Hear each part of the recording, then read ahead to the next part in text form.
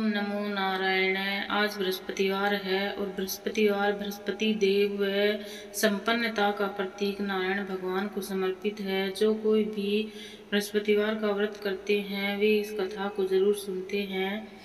बृहस्पतिवार की कथा है। एक बार किसी नगर में एक सेठ और सेठानी रहते थे। वह सेठ बहुत ही धनवान था। वह लोगों को बहुत दान पुण्य करता था और उसके राज्य में बहुत ही संपन्नता थी। लेकिन वहीं उसकी पत्नी बहुत ही कंजूस थी और वह किसी को भी दान पुण्य नहीं करती थी। एक बार एक साधु उसके द्वार पे आए और कहा, हे बच्ची कुछ भिक्षा दो। तब सेठानी ने कहा कि हे भिक्षक, अभी मैं बहुत ही ज़्यादा व्यस्त हूँ, अभी मैं पोछा लगा रही हूँ, आप कुछ समय बाद आइए। तब कुछ समय बाद वह भिक्षक फिर आता है। तब कहता है, हे बच्ची कुछ भिक्षा दो, मैं बहुत ही भूखा हूँ। तब वह अपने बच्चे को भोजन करा रही होती है और कहती है, हे भिक्षक कुछ देर बाद आना, मैं अभी अपने बच्चे को भोजन करा रही हूँ। तब भिक्षक चला जाता है। फिर कुछ देर बाद भिक्षक फिर से आता है और फिर कहता है, हे बच्ची कुछ भिक्षा दो। सेठानी ने फिर से बहाना बनाया कि मैं व्यस्त हूँ, लेकिन अब की बार भिक्षुक वहीं बैठ गए और कहा, हे बच्ची क्या तुम इतनी व्यस्त हो, क्या किसी भिक्षुक को दक्षिणा भी नहीं दे सकती।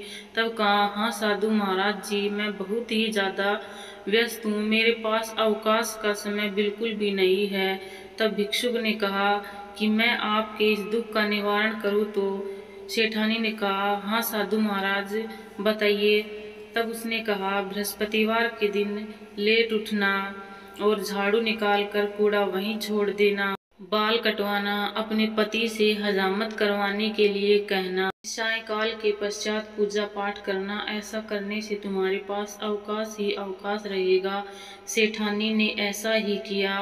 बृहस्पतिवार के दिन लेट उठी, झाड़ू लगाकर कचरा वहीं एक कोने में छोड़ दिया, अपने बाल कटवाए, पति को हजामत बनवाने के लिए। ऐसा ही हर बृहस्पतिवार को करती गई और धीरे धीरे करके वह बिल्कुल ही कंगाल हो गई। उसके घर में खाने को एक दाना भी नहीं रहा। फिर वह भिक्षुक वहां से गुजरते हुए फिर उसके घर में पधारे और कहा, हे बच्ची कुछ दक्षिणा दो। तब बच्ची ने कहा कि हे महाराज मेरे पास देने के लिए कुछ भी नहीं है।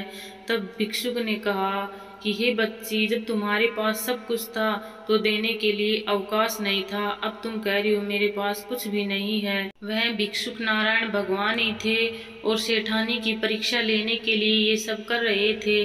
सेठानी पैरों में गिर गई और जोर जोर से रोने लगी और कहा, हे भिक्षुक कुछ ऐसा उपाय बताइए जैसा मेरे घर में पहले जैसा ही हो जाए।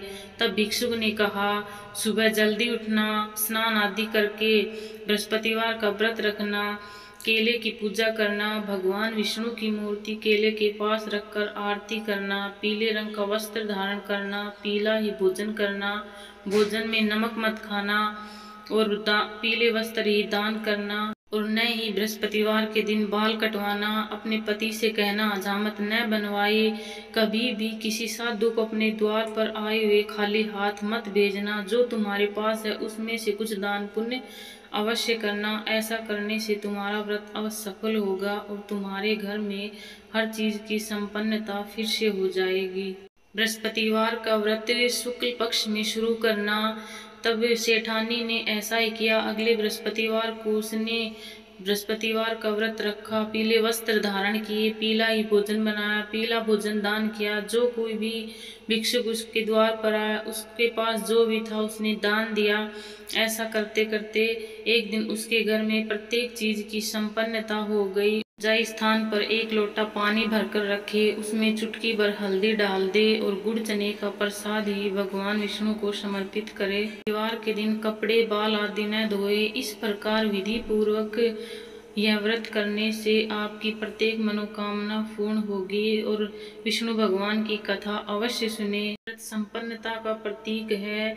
जिसके घर में अन्न धन की कमी हो, जिसे रोजगार न मिल रहा हो, नौकरी न मिल पा रही हो, तो बताए अनुसार विष्णु भगवान का व्रत करना शुरू कर दे, आपके घर में किसी चीज की भी कमी नहीं रहेगी। तो कोई भी आपकी इच्छा है उसका संकल्प लेकर यह व्रत शुरू कर सकते हैं। नारायण भगवान को पीले वस्त्र ही धारण करवाए और स्वयं भी आप पीला ही भोजन करें जो संभव हो सके।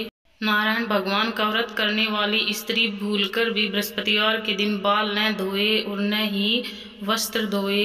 इस प्रकार आप विधि पूर्वक यह व्रत करेंगे तो आपकी मनोकामना अवश्य पूर्ण होगी, क्योंकि नारायण भगवान बहुत ही जल्दी अपने भक्तों की सुनते हैं और मनोकामना पूर्ण करते हैं। धन्यवाद।